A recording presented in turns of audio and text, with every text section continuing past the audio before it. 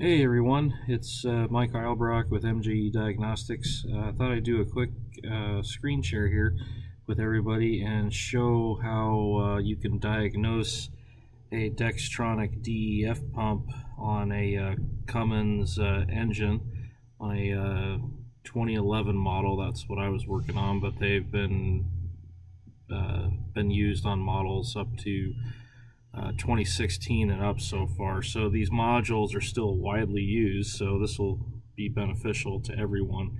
So what we're going to do here is I'm going to show you a picture of the module I'm talking about, and it's this right here. This is the Dextronic DEF dosing module, dosing pump. It has a filter here at the bottom. There's your electrical connector, and then you have your three ports here at the top. One's a suction, one's a outlet, and then the other one is the return. Okay, so anyway, I had a problem on a bus where it logged a code for dosing unit input lines. So I ended up hooking up the Escope, and we'll get this going here and I'll show you what I found.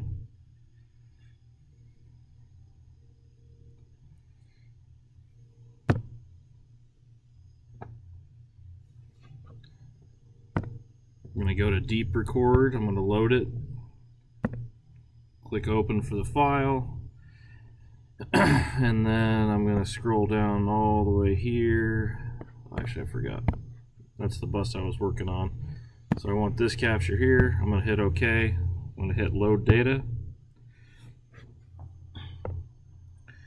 And what I did was to diagnose this problem, I hooked up the first channel, the yellow channel, to the DEF pressure sensor that's inside the pump. The red channel is the control signal to the pump. It's duty cycle controlled.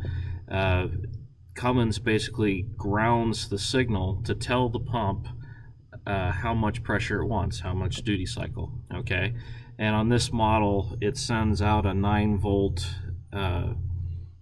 signal to Cummins, and then Cummins grounds the pump. Okay, so I did this capture, and then I also did current of the pump as well.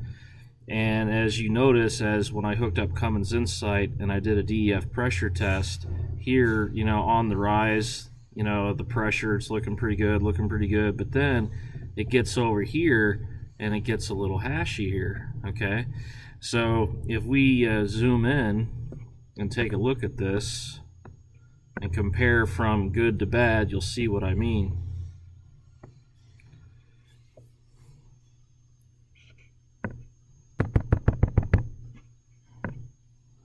So as you notice here to the left, the pressure looks pretty good, no problem, but then as you go over here, you get a lot of hash. Okay, and what this is indicating is that you have air in the system somehow. You've either got like an intermittent restriction where it's making it suck a vacuum, or you have an external leak somewhere where it's sucking air in the line and then causing aeration of the system and the pump.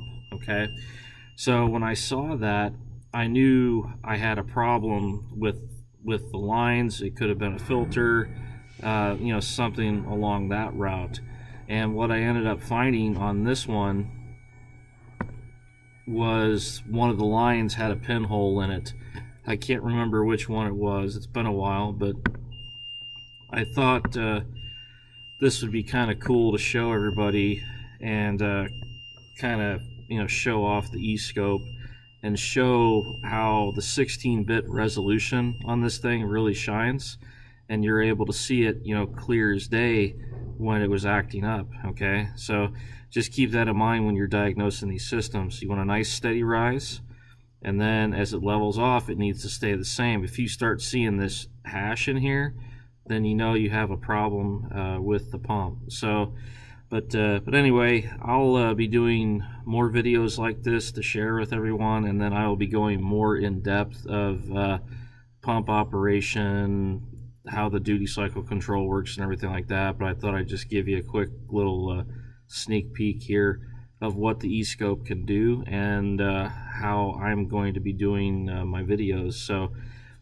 if anybody has any questions about what I've been doing here with the Escope at all, you can contact me through my website, mjediagnostics.com, or you can get a hold of me on Facebook, Instagram. I'm pretty much all over the place. So if you got any questions, let me know. Thanks a bunch.